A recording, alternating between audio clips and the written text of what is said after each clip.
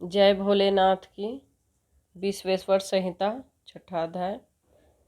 ब्रह्मा और विष्णु के भयंकर युद्ध को देखकर देवताओं का कैलाश शिखर पर गमन।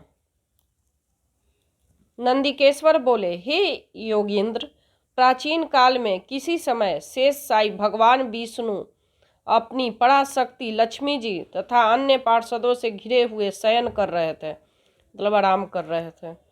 उसी समय ब्रह्म वेत्ता में श्रेष्ठ ब्रह्मा जी अपनी इच्छा से वहां आकर उन परम सुंदर कमल नेत्र विष्णु जी से पूछा, तुम कौन हो जो मुझे आया देखकर भी उद्दत पुरुष के समान सो रहे हो?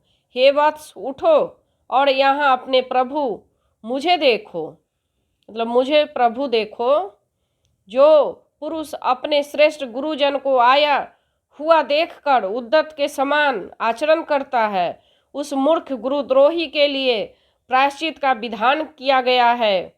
ब्रह्मा के इस वचन को सुनकर क्रोधित होने पर श्री भी बाहर से शांत व्यवहार करते हुए भगवान विष्णु बोले, हे वत्स, तुम्हारा कल्याण हो, तुम्हारा स्वागत है।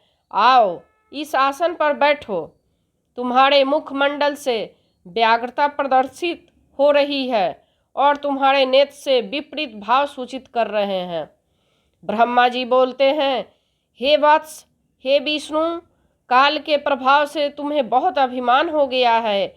हे वत्स, मैं जगत का पितामह और तुम्हारा रक्षक हूँ। विष्णु बोले, हे वत्स, यह जगत मुझ में ही स्थित है।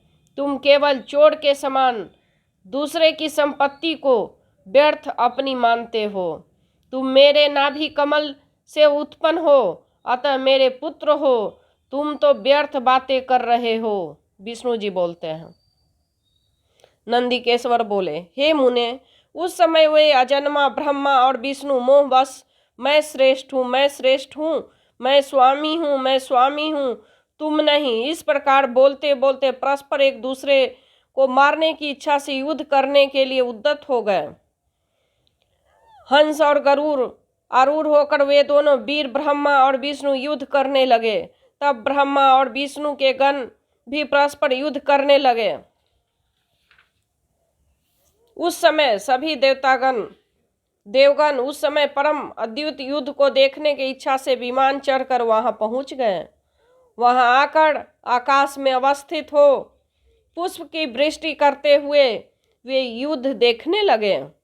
गरुड़ वाहन भगवान विष्णु के क्रुद्ध होकर ब्रह्मा के वक्षस्थल पर अनेक प्रकार के असंख्य दुस्सह बाणों का अस्त्रों का प्रहार किया। तब विधाता भी क्रुद्ध होकर विष्णु के हृदय पर अग्नि के समान बाण अनेक प्रकार के अस्त्र छोड़ने लगे। उस समय देवगण उन दोनों का वह अद्भुत युद्ध देखकर अतिशय व्याकुल हो गए और ब्रह्मा तथा विष्णु की प्रशंसा करने लगे। तत्पश्चात युद्ध में तत्पर महाज्ञानी विष्णु ने अतिशय क्रोध के साथ शांत हो दीर्घ निश्वास लेते हुए ब्रह्मा लक्ष्य कर भयंकर महेश्वर अस्त्र का संधान किया। ब्रह्मा ने अतिशय क्रोध में आकर विष्णु के हृदय लक्ष्य कर ब्रह्मांड को कंपित करने वाले हुए भयंकर पाशुपत अस्त्र का प्रयोग कर डाला। ब्रह्मा और विष्णु सूर्य के समान हजारों मुख वाले अत्यंत उग्र और प्रचंड आंधी के समान भयंकर दोनों अस्त्र आकाश में प्रकट हो गए। इस प्रकार ब्रह्मा और विष्णु आपस में भयंकर युद्ध होने लगा। हे तात, यह युद्ध को देखकर सभी देवगण राजविलप के समान ब्राह्मणों के समान अतिशय दुखी और व्याकुल होकर परस्पर कहने लगे, जिसके द्वारा सृष्टि स्थिति प्रलय तिरोभाव तथा अनुग्रह होता है और जिसकी कृपा से इस भूमंडल पर अपनी इच्छा से एक तीर्ण का भी विनाश करने में कोई भी समर्थ नहीं है, उन त्रिशूलधारी ब्रह्म स्वरूप महेश्वर को नमस्कार है, नमस्कार है, नमस्कार है। भयभीत देवतागण इस प्रकार सोचते हुए चंद्रशेखर महेश्वर जहाँ विराजमान थे उस शिव स्थान कैलाश शिखर पर गए। सारे देवतागण कैलाश पे चले गए। शिव के उस पर्णवकार स्थान को देखकर वे देवता प्रसन्न हुए और प्रणाम करके भवन में प्रविष्ट हुए, भवन के अंदर गए। उन्होंने सभा के मध्य में स्थित मंडप में देवी पार्वती के साथ रत्नमय आसन पर विराजमान देव श्रेष्ठ शंकर का दर्शन किया। वे वाम चरण के ऊपर दक्षिण चरण और उनके ऊपर वाम कर कमल रखे हुए थे। समस्त शुभ लक्षणों से संपन्न थे और चारों ओर शिवगण उनकी सेवा में तत्पर थे। शिव के प्रति उत्तम भक्ति वाली कुशल रमणियां उन पर चमट डुला रही थी।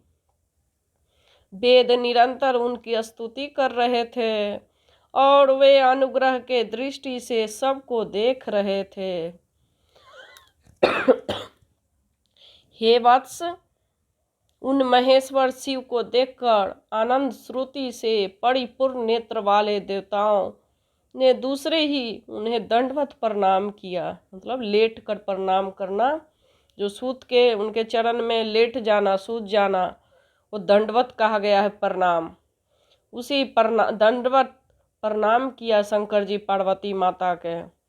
भगवान शंकर ने उन देवों को देखकर अपने गणों से उन्हें समीप बुलवाया और देव शिरोमणि महादेव, देवों के देव महादेव उन देवताओं को आनंदित करते हुए अर्थ गंभीर मंगलमय तथा सुमधुर वचन कहने लगे। विश्वेश्वर संहिता 6वां अध्याय समाप्त।